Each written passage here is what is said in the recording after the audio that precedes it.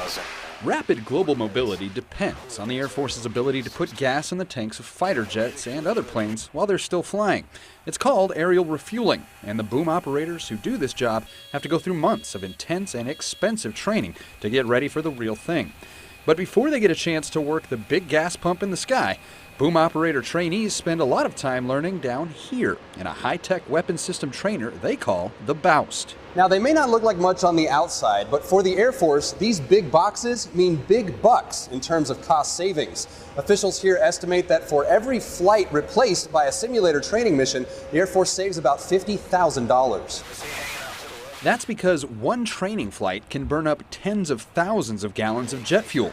With hundreds of training flights each year, the cost of fuel alone is, well, have you seen gas prices lately? But there's no flying in the Boust. It just feels like it. Claustrophobes, beware. With the Boust, we can eliminate flights that the students were previously using, saving the gas, maintenance time with the planes, and then going straight into the Boust, doing all the training in there as far as feeling what the actual plane, the boom, all the stick feel feels like. It feels more like the real plane. You kind of get that feeling of actual turning when the jet's turning for the rendezvous. Your eyes and your ears are basically telling you that you're turning, so you're feeling that movement, even though the Boust isn't actually moving. Now, the Boust is by no means the first air refueling simulator, just the latest. Boom Ops used to train on a system that looks a lot like an arcade game. And speaking of games, who can forget the frustration of trying to refuel in Top Gun? Gosh. Got it. But anyway, virtual reality has come a long way, and the Boust is so realistic that it's being used to replace 11 actual flying hours in a trainee's certification course.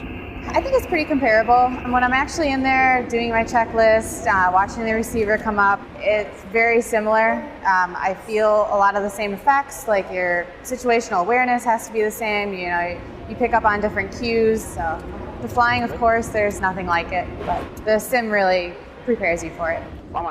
Another way this system saves time and money, the instructor can load up any air refuelable plane into the simulation. It gives trainees a chance to gas up anything from a B-2 bomber to Air Force One. But perhaps the best thing about training on the Boust is knowing you're not going to poke a pilot in the eye with a gas pump at 500 miles an hour. Yeah, knowing that it's not going to run into you or anything like that, or break something, snap off an antenna, or go through a windshield, anything like that. That's that's really nice. And that's peace of mind you can't put a price on, even with a system that's saving the Air Force millions. Tech Sergeant Nicolas Kurtz, Altus Air Force Base, Oklahoma.